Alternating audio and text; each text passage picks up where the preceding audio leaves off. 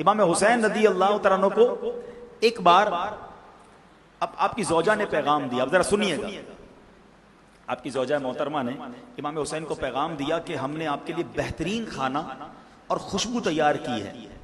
تو آپ ایسا کریں کہ اپنے جیسے لائق، آپ کے سٹیٹس کے برابر آپ کے لائق جو لوگ ہونا ان کو لے کر گھر آ جائیں، تو ہم کھانا بھی کھلائیں گے، ان کو خوشبو بھی پیش کریں گے۔ امام حسین نے کیا کیا، مسجد میں گئے، جتنے غریب لوگ تھے سب کو کہا چلو میرے گھر پہ دعوت ہے۔ اچھا اتنے لوگ لے آئے کہ پڑوس کی خاتون نے آپ کی زوجہ محترمہ سے فرمایا کہ کہا کہ آپ کے گھر میں تو غریبوں کا تاتا بن گیا، اتنے لوگ آ گئے۔ اب جب امام حسین گھر گئے نا تو اپنی زوجہ سے پتہ کیا کہتے ہیں، میں تم کو اللہ کی قسم دیتا ہوں، میں تمہیں اپنے حق کی قسم دیتا ہوں، تم کھانا اور خوشبو بچا کر نہیں رکھو گی، غریبوں کو دیکھ کر اچھا والا کھانا اچھی خوشبو سائیڈ پہ نہیں کرنی ہے، میں تمہیں حق اپنے حق کی قسم دیتا ہوں۔ اللہ اکبر، آپ کی زوجہ محترمہ نے ایسا ہی کیا، سارا کھانا اور خوشبو حاضر کر دی، امام حسین نے غریبوں کو کھانا بھی کھلایا اور خوشبو بھی پیش کی،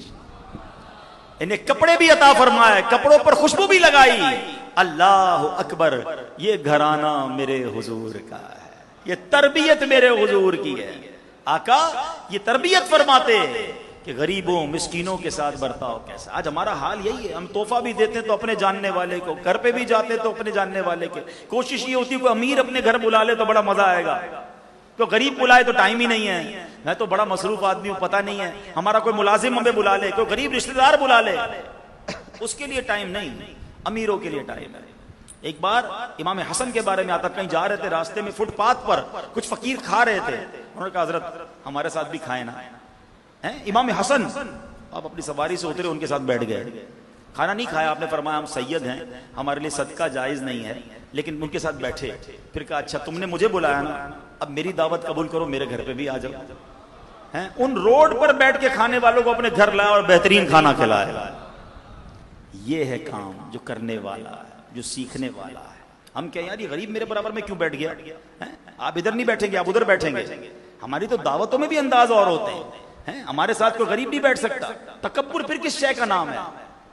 ایک طرف کہتے ہو میں پنجتن کا غلام ہوں، اور نبی پاک اور حسنین کریمین یہ تو غریبوں کے ساتھ بیٹھنا پسند فرماتے، عاجزی اور انکساری فرماتے، اور ہمیں تو اچھا نہیں لگتا جس کے کپڑے اچھے نہ ہوں، جو غریب سے نظر آتا ہو۔ نہ کرو ایسا، ہمیں نہیں پتا اس کا مقام کیا ہے۔ ایک اور بات، آخری بات سن لو، اللہ پاک نے اپنے اولیاء کو بندوں میں چھپا کر رکھا ہے۔ ہمیں نہیں پتا کہ جو بالکل پرانے سے کپڑے پہنا ہوا غریب سا شخص ہمیں نظر آ رہا ہے، اس کا بارگاہ الہی میں کیا مقام ہے۔ احادیث میں مضمون ملتا ہے کہ کچھ لوگ ایسے ہوتے ہیں کہ جن کو کوئی اپنی محفل میں نہیں بلاتا، نہ آئیں تو کوئی نوٹس نہیں کرتا، قریب بیٹھانا پسند نہیں کرتا، پراگندہ بال ہوتے ہیں، مگر اللہ کی بارگاہ میں ان کا مقام یہ ہوتا ہے کہ اگر کبھی کسی بات کی قسم اٹھا لیں تو رب وہ قسم پوری فرما دیتا ہے۔ تو ہمیں سب کا ادب کرنا ہے، پیار دینا